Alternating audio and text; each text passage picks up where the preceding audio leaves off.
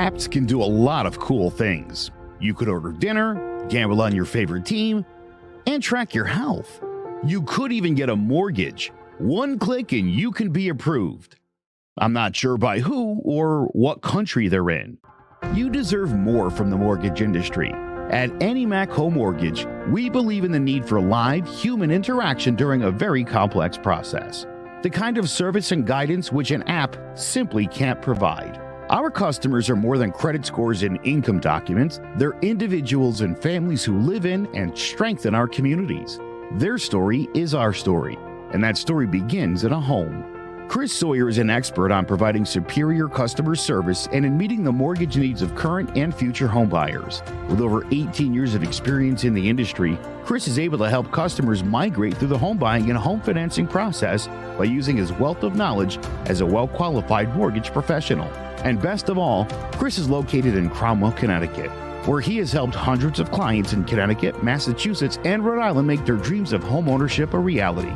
Visit chrissawyer.any-mac.com. Email him at csawyer@any-mac.com or give him a call, 860-878-8730. Chris Sawyer, NMLS number 39345, corporate NMLS number 338923. AnyMac Home Mortgage is an equal housing lender. American Neighborhood Mortgage Acceptance Company, LLC. DBA AnyMac Home Mortgage. Low FIDO Direct. Connecticut First Mortgage Correspondent. License Lender. Broker number ML 338923. Massachusetts Mortgage Lender and Mortgage Broker License number MC 338923. Rhode Island License Lender. License number 2011210L. Call for additional details.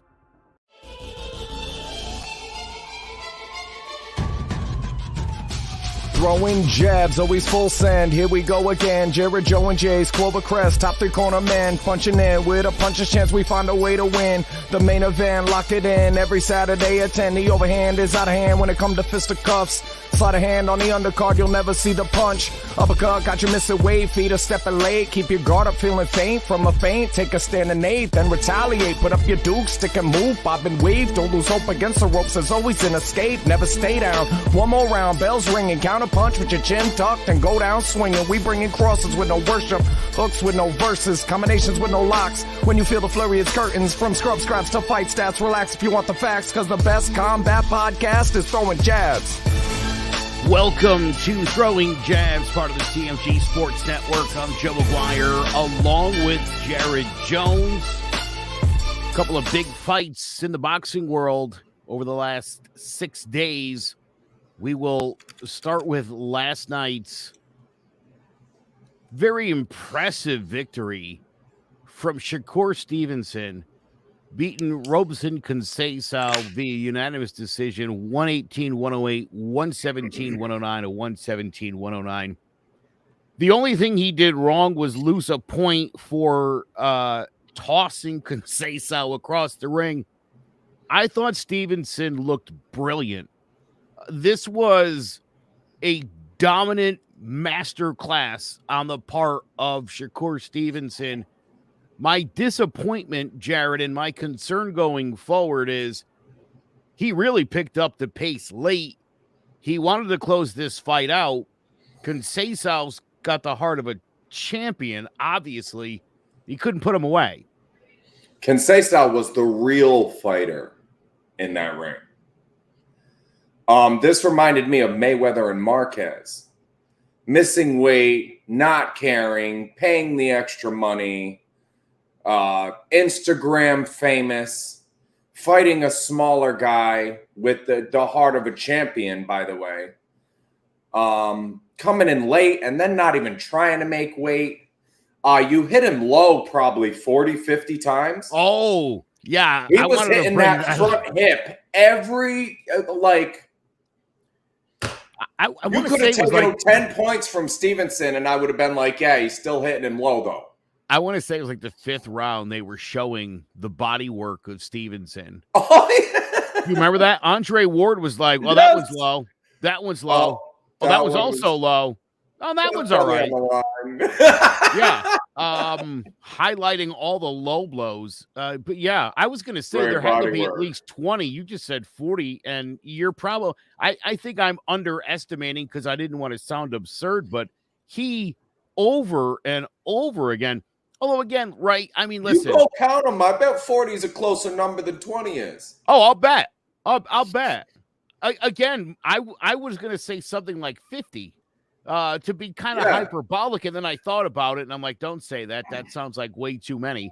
But yeah, you know, I mean, the most notable thing that happened, the most conversational piece for me here, totally unprofessional. Thank you, Tony. Disappointing. Modern fighters, unprofessional, no discipline. Right? Instagram. He comes in playing the music, comes in with the rapper and the lights and the BS, and you're bigger than the guy you're fighting. You handpicked a guy. You came in bigger than him. Now you don't want to fight him fair? You handpick him and won't fight him fair?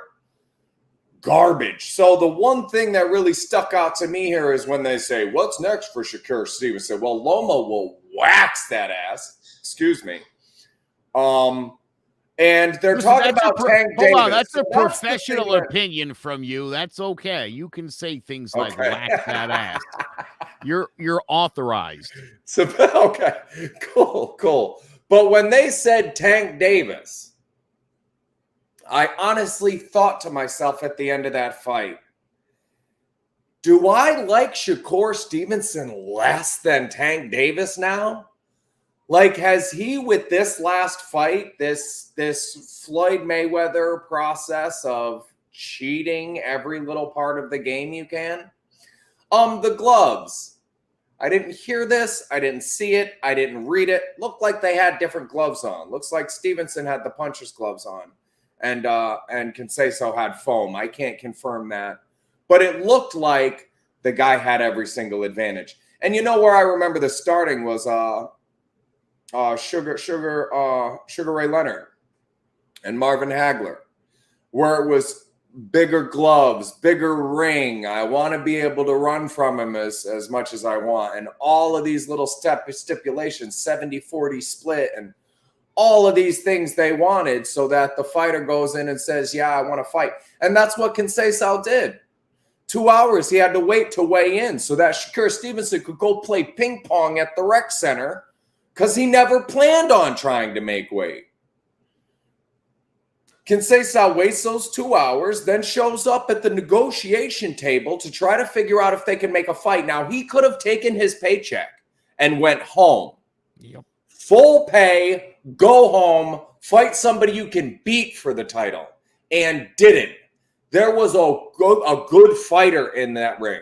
There was a guy worth looking up to, and a guy that everyone's looking up to that nobody should be. This is not the guy. He'll be the guy at the end with the Deontay Wilder mentality of, I still think I'm the greatest with 4 losses. Lose some favor is understated. For me, I wasn't a huge fan of this guy before. You know, and yeah, Tank makes weight. I'll take it. It's crazy to say because I wanted anybody to beat Tank. And now you put these two guys in the ring together, and if there's a way for both of them to get knocked out, that's what I want to happen. A double knockout. Knock each other out. What's the prop line on that? Yeah. Oh, man. Listen, I understand your take and Tony's. I thought Stevenson looked great. I mean, the low blows aside, the missing weight, you know, I thought he Great is how your boy looked before that, Joe. Great is how your boy looked before that. Professional, put himself in no danger. 4.5 rounds got his guy out of there. Because Sean Davis, your guy, is the real deal. Oh, I'll tell you. That is a fighter. Fair enough.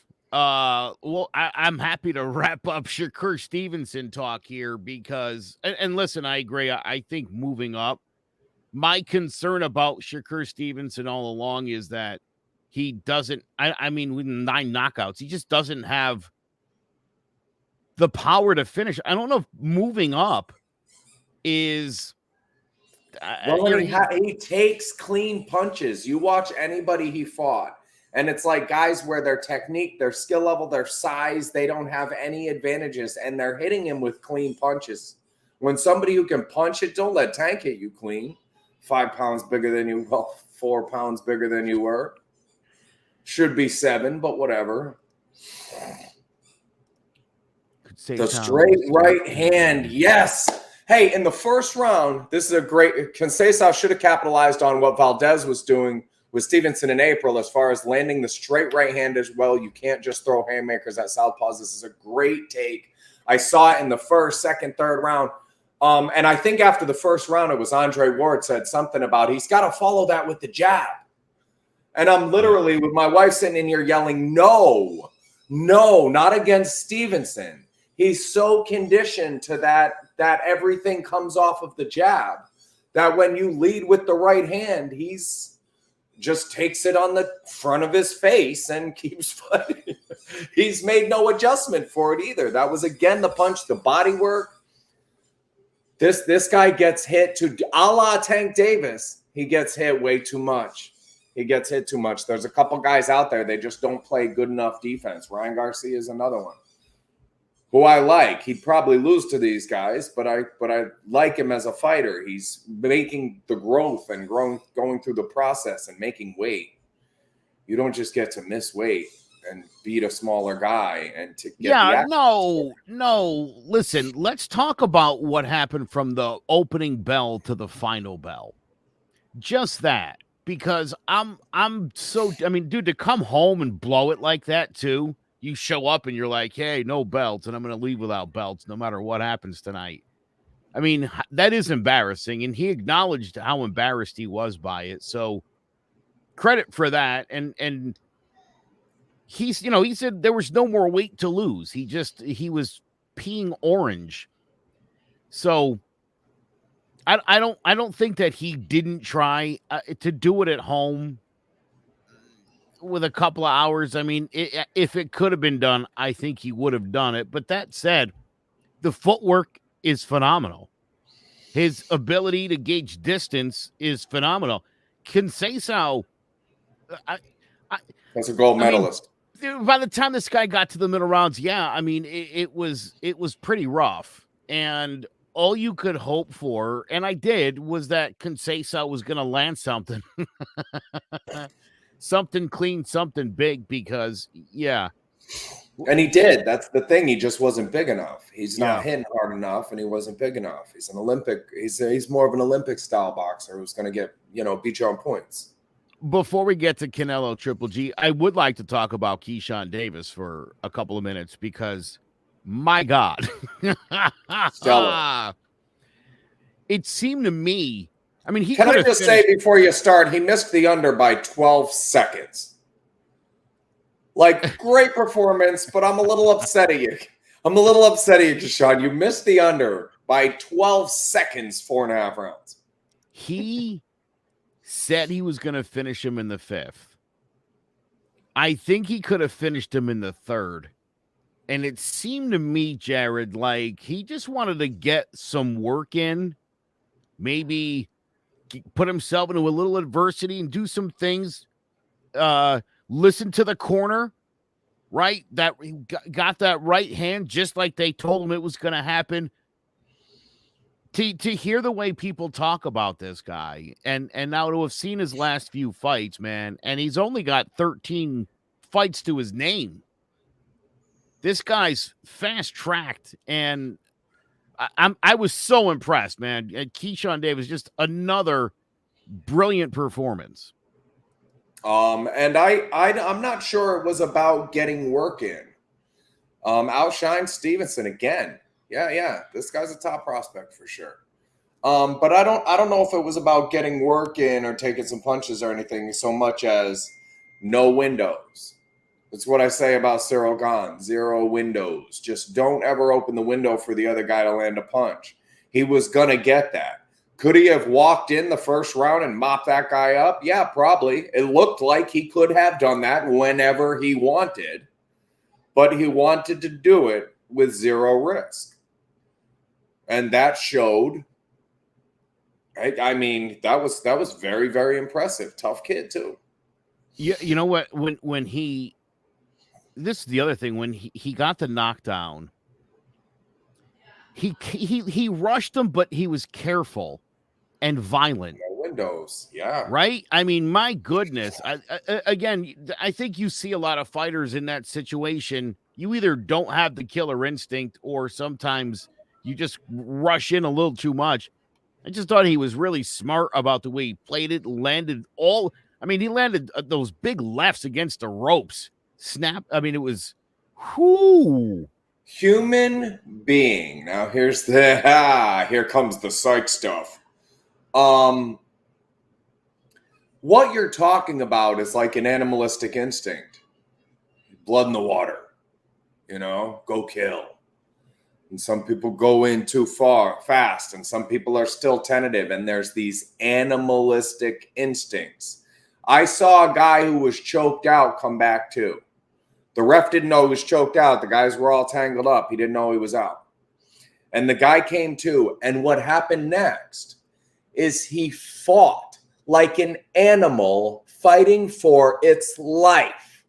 And that is what he was at the time.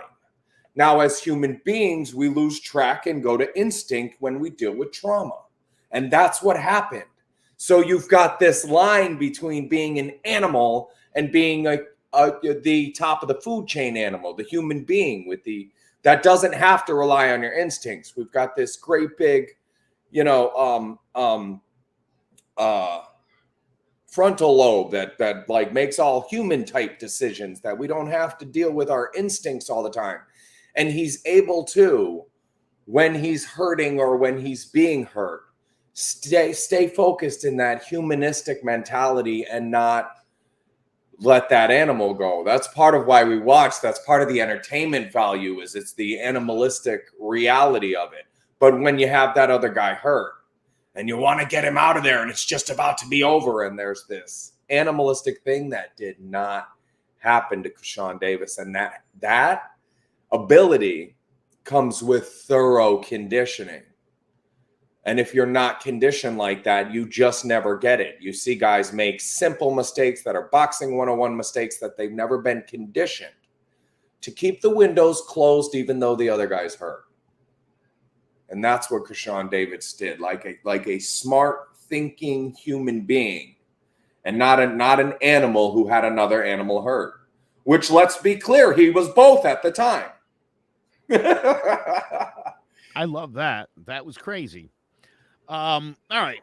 Canelo Alvarez wins a unanimous decision victory over Gennady Golovokin, 116-112, 115-113, 115-113. That completes the trilogy. It goes obviously in favor of Canelo. Canelo, in the new pound-for-pound ratings, though, dropped. I thought that was kind of interesting. He's been not on BoxRec. What list? Literally, where did I just see this? Yeah, pound for pound rankings. Canelo drops for more. This is on CBS Sports, ESPN, and CBS, huh? Yeah. Isn't that something? Huh? Coming off a Bivol loss. I think, but listen, they didn't drop him out of the top 5. They just dropped him from 1 to 2. He is coming off a bad loss, and against a 40-year-old guy, he fought well, but it's not like I don't think he definitively answered anything here in this fight. I mean, he got off to a much better start. Triple G, too little, too late. But did some things you didn't want him to do if you're Canelo. If you're Canelo, you couldn't have those last 4 rounds and still think you are who you are. He's caught himself stumbling on his words a few times, too, being the undefeated greatest ever. Nobody can ever. Listen, and for as much as I'm not. Yeah. You got to read that with the heavy sarcasm. Kudos to Canelo for putting off the trilogy until after Triple G turned 40. So all of that said, he's losing a step here. He's losing a step here. He's obviously on the tail end here. A lot of mileage. Not the biggest fan of Alvarez, but I have to say this is a fighter's fighter. This is what we want out of our fighters. Fight the best guys, well, before they're 40. When you're young, go in and fight Floyd. move up and challenge Bivol, talks about Beterbiev. This is what you want. This is what you want from your champions. And there's a lot of other guys not doing what Canelo's doing. So for as much as he wants to go out there and dominate every fight, he's not there anymore. And thank you. Thank you for being a fighter's fighter, fighting too often and fighting the best guy you can get in the ring with you most of the time. Yeah, waited. He signed 3 years ago with DAZN to make that fight as Canelo put him off. Actually, I was wrong. Canelo had dropped, at least on this list I'm looking at, to 4th. 5th on ESPN. Oh, yeah, he's 4th on CB. Oh, wow. I'm not a Canelo guy. I never have been, and I don't think I will ever be. But I don't know. Tough guy, a lot of fights, fighter's fighter. Not the biggest fan. Yeah. Corners are all the same size. I like that. That was a good quote. Yeah, right.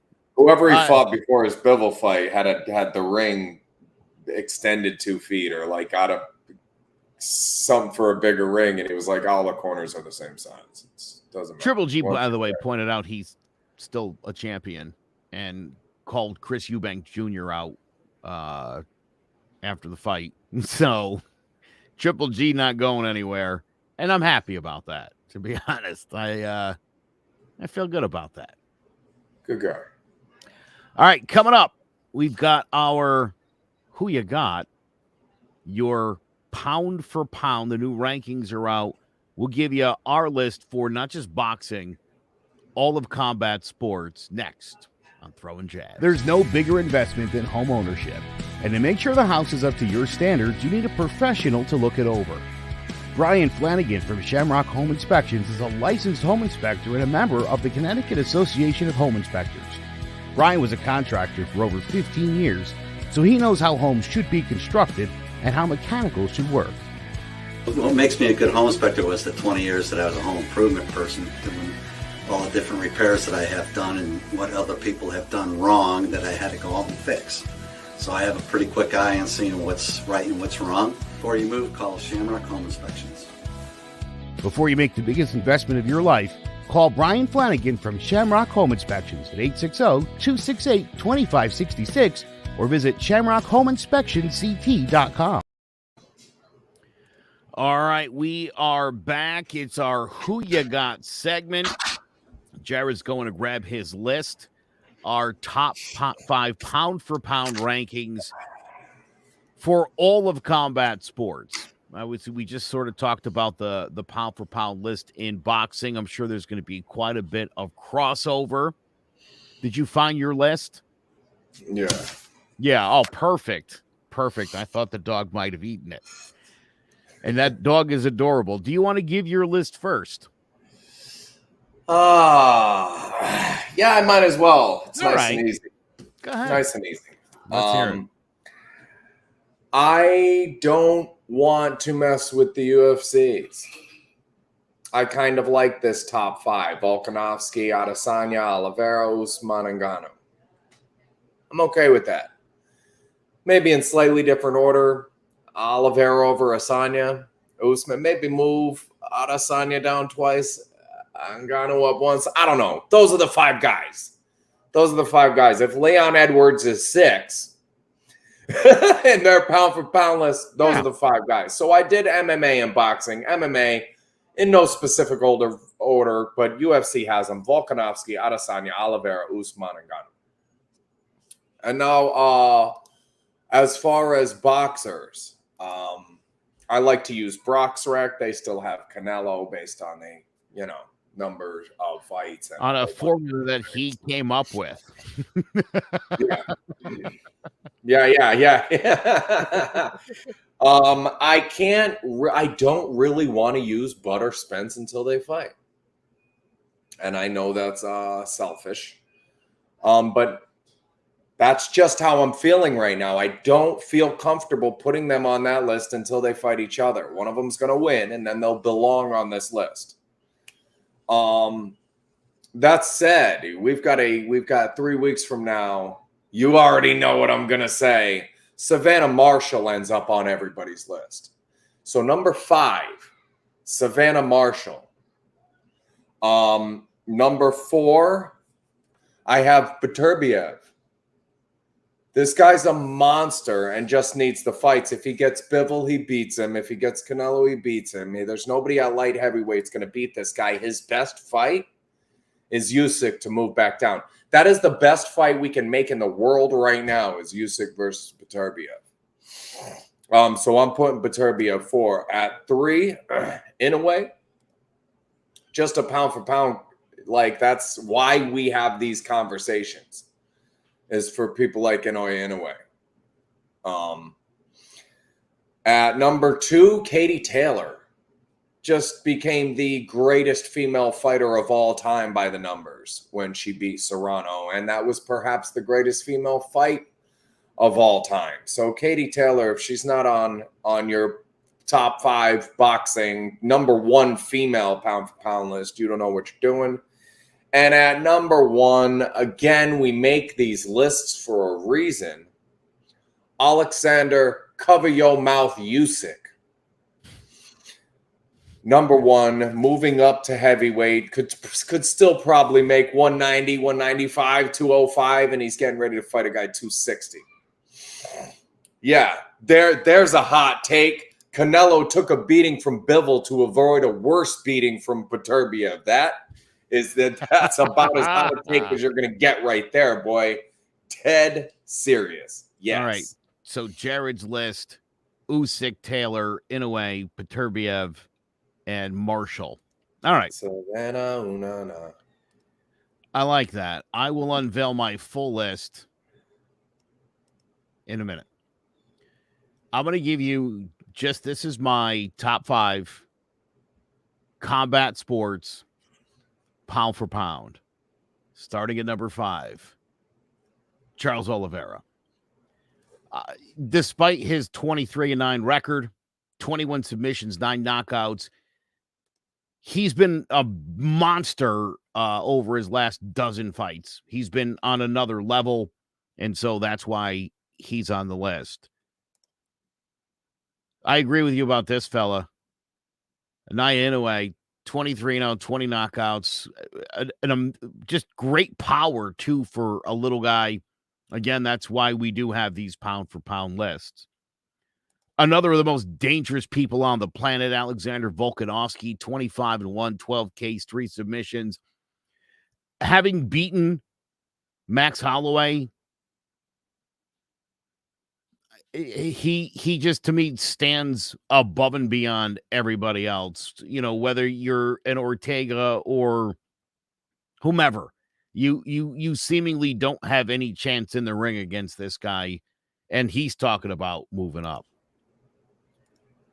This dude's straight up on my list. He's going to be number 1 on the list after he beats Spence. Bud Crawford, 38-0, 29 by way of the knockout. Spence is the one that's been running from Bud. Let's be clear about that. Spence has really no other place to go but Spence. That's why he's doing it. And he ran out of the stadium last time he attended a Bud fight. He gained 7 pounds and ran out of the stadium, if I remember right. I still think Bud Crawford is a next level boxer. I Spence is probably 6 or 7 if I'm making a list and I'm being honest. I've never cared for him. I just think Bud's the man. And I'm with you 1,000,000%. There's nobody better than Alexander Usyk, 19-0, 13 knockouts. I had said to you and my brother, Tony, I was concerned that, sometimes, kind of like with Stevenson, I'd like to see more knockouts, less decisions, but pound for pound, I'd take this guy fist fighting, as you said, anybody in any division, up or down, easily. Oh, yeah. Pound for pound. Yeah, at 200, he's better than Tyson at 260. It's just what it is. Is Tyson Fury 20% better than no, Usyk? Yeah, and I'll take that. I like that.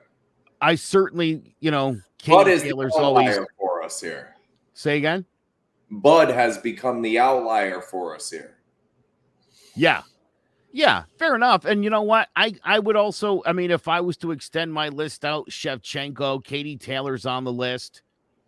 I would still put the Lioness on there for sure. Amanda Nunes. Francis Ngannou certainly would be in my top 10 list here. If Tyson Fury is active, he's on my list. I think he's going to fight Anthony Joshua. If that be the case, he's definitely in my top 10.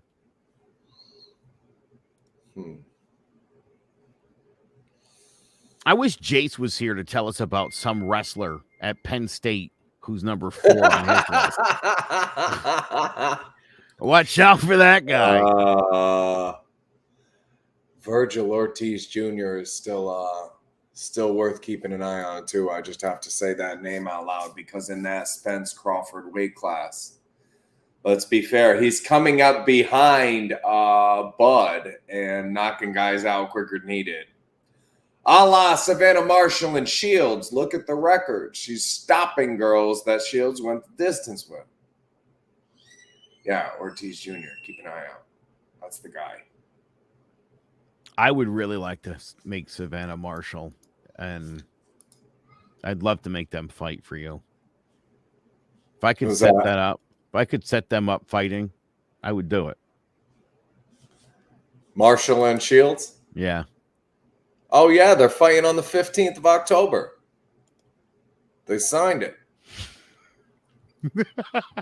Oh. Wait. Yeah, that's a Jace hot take. Tatiana Suarez, except for the cancer and the weight issues.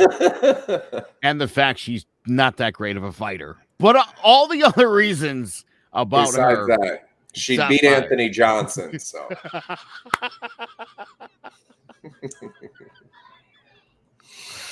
Oh, man. All right. You got a flurry for today? Yeah, a little one. All right. Don't stay stuck. It's not just advice for other people. It's advice I take myself. Been going through a hard time and told some friends of mine I wasn't here 30 days ago. And I won't be here 30 days from now. And I think that's the trouble that some of us have. We make concessions in our life where our feelings take over. Either our heart or our brain starts driving and doesn't take any notes or influence from the other. And we get ourselves into trouble. If we're doing things that are unhealthy or not working out, we need to walk away from them. The greatest relationships are the ones that both parties will walk away from, I think. Take Joe and I, for example, great relationship. There's things we don't do to each other because I know Joe respects himself. And Joe knows I respect myself. And we've got that kind of relationship where we hold each other responsible for our words, for our behaviors. We call each other out on a regular basis. Dizzle is right there with us. My friend Tove, repeatedly, even my daughter, 15-year-old Trinity at this point. We call each other out. We make each other better. And that's how I think conflict should work. Conflict should work like stones in the ocean. Because we've got these really hard, sharp edges that hurt, and we clink up against each other. And sometimes we even break, parts of us break off. But the ultimate result of that process is a gathering of smooth stones that those sharp edges have all been rubbed off as a result of knocking up against each other. A result of that conflict and that constant dragging across the ground together makes us whole, makes us smooth, and makes us who we are. And if we're not knocking up against each other like that, we're not doing it right. If there's something going wrong in your life and it's been more than 30 days, it's time to change it, or it will become a part of who you are. Thank you. Hi everyone, I'm Owen Muniz, host of the All Four Downs podcast. Football season is near and we have the podcast for you. Subscribe and follow the YouTube channel for insights on picks, sports betting, on all NFL, college football, and the upcoming XFL games. It's All Four Downs. Presented by Clovercrest Media. Make sure you check out that show. I've been nailing upsets like nobody's business. We do that Thursday nights. All right, Jared, thank you for a brilliant flurry, and yes, and thank you for always calling me out, and you can bet I'll do the same, especially when you leave Terrence Crawford off your pound-for-pound list. That's going to do it for us. Thank you so much for watching. Be sure you check us out on social media at Throwing Jabs. You can also visit clovercrestmedia.com/Throwing Jabs. For Jared Jones, I'm Joe McGuire. We'll catch you next week for Throwing Jabs. Throwing jabs, always full send. Here we go again. Jared, Joe, and Jay's Clovercrest, top three corner man. Punching in with a puncher's chance. We find a way to win. The main event, lock it in. Every Saturday at 10. The overhand is out of hand when it comes to fisticuffs.